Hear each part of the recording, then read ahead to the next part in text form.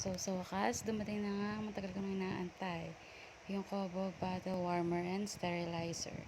Ang hirap kasi magpatuyo lalo na kapag nagbabattle yung baby. Ay, ang hirap mag-air dry. Kaya naisipan kong umorder nito. Ayan, binubuksan ko na. Titingnan natin kung okay yung laman niya. At kung goods ba. So, ayan. So, ito na nga yung loob niya.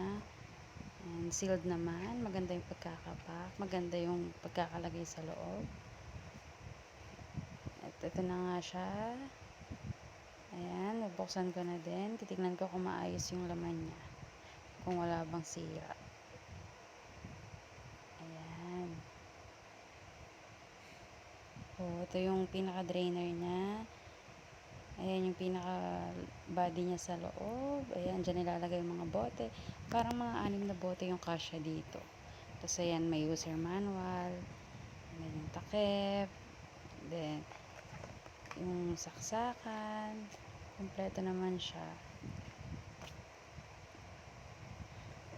Ayan na siya mga mi.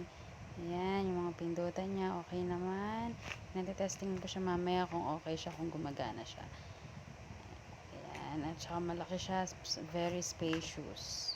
Madami namang mailalagay na bote dito. Sana tumagal. Yun lang.